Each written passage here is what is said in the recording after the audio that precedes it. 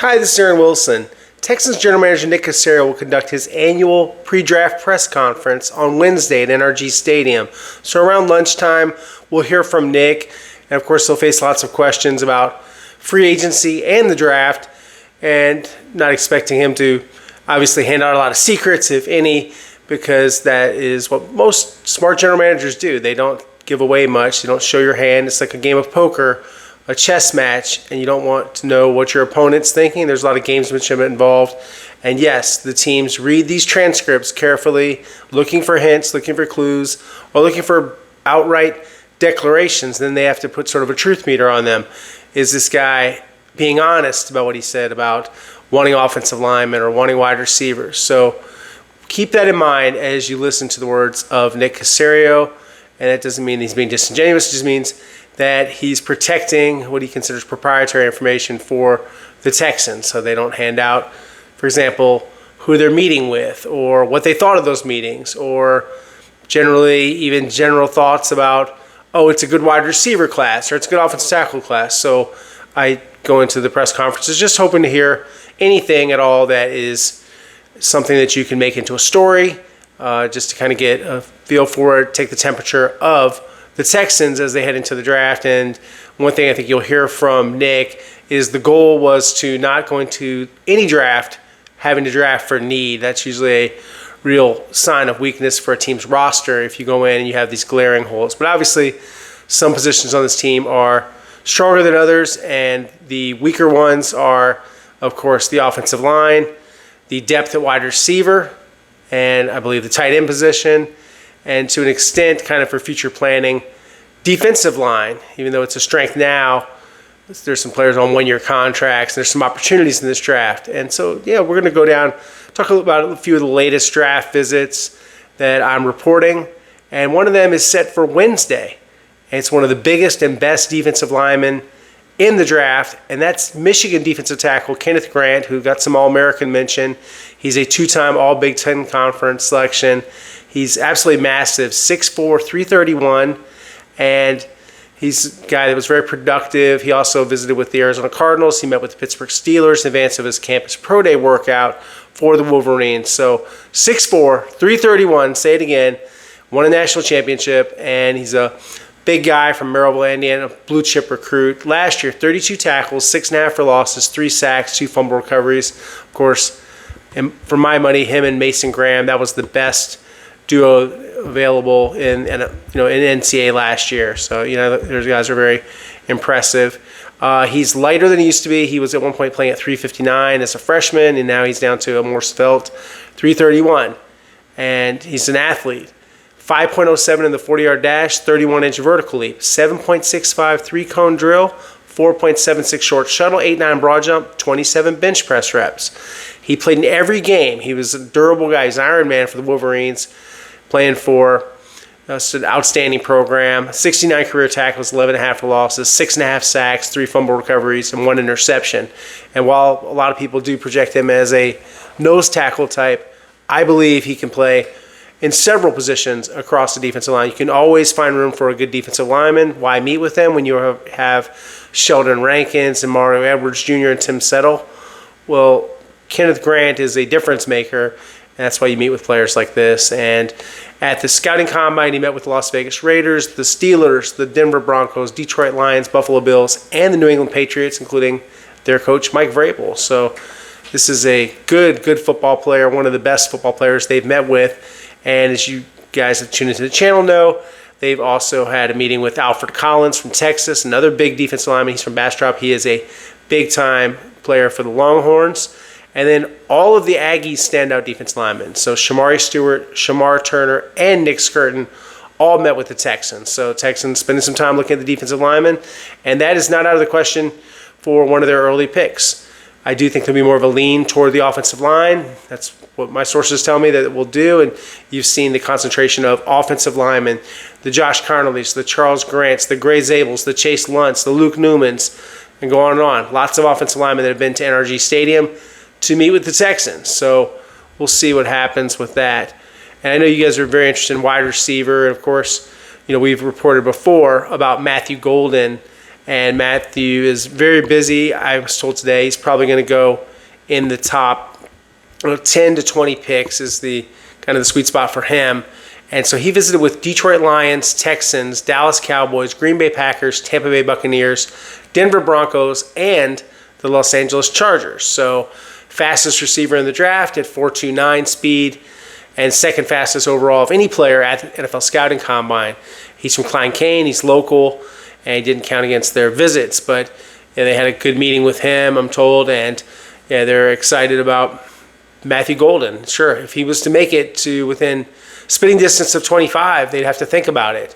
Just like they would have to think about Emeka Egbuka from Ohio State. A couple of the receivers. It's not a great receiver class, but there is some quality.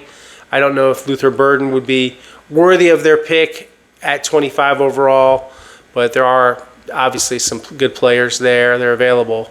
And they also met with a nickel. I think this is a player that you might be looking at a little more for day 3, early day 3. USC corner Jalen Smith. He had a lot of visits, and that included the Titans, the Falcons, the Commanders, the Buccaneers, the Cardinals, and the Eagles.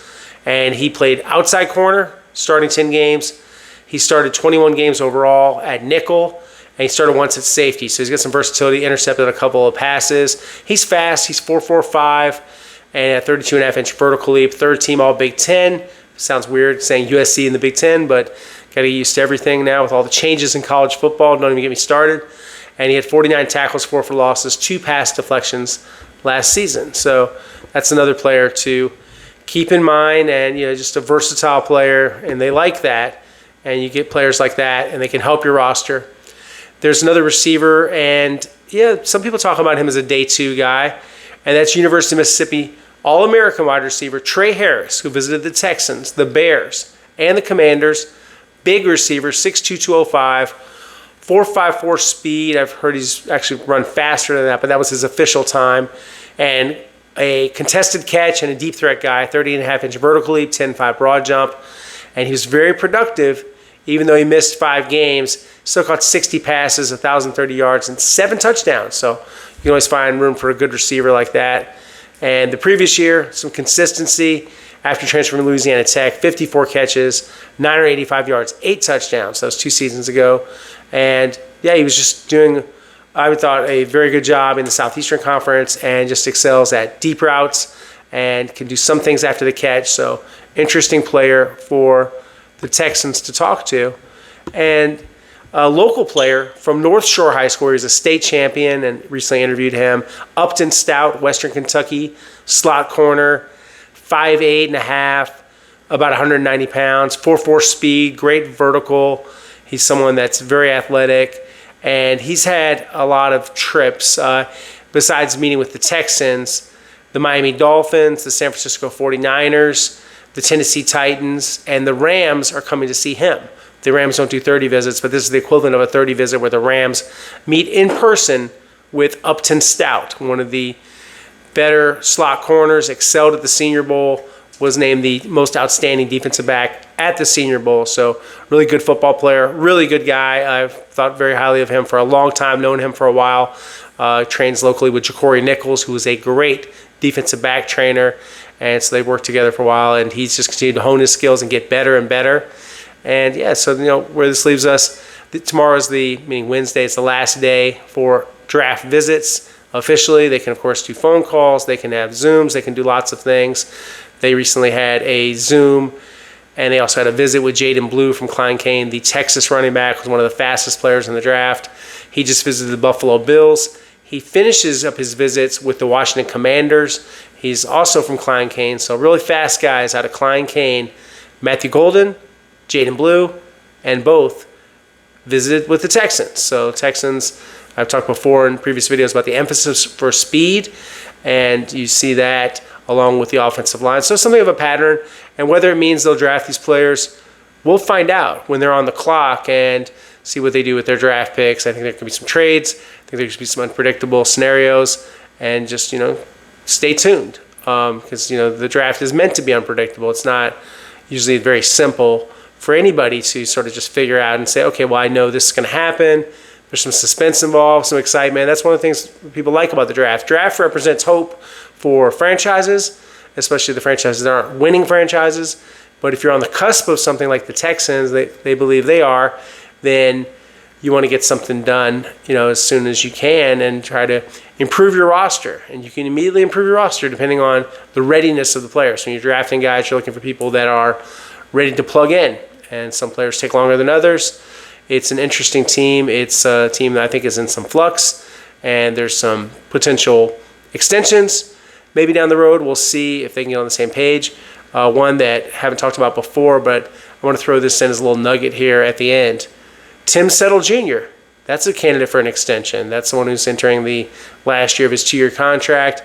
We'll see, can they come to a deal? I don't know if they're going to be necessarily on the exact same page financially, but that's something to keep an eye on, maybe as someone is a candidate for an extension. So there's mutual interest in that, and we'll see. Does Tim Settle Jr. kind of outplay this deal? Because a lot of what's going to happen is about saving money for next year's big contracts. I predict for Will Anderson Jr.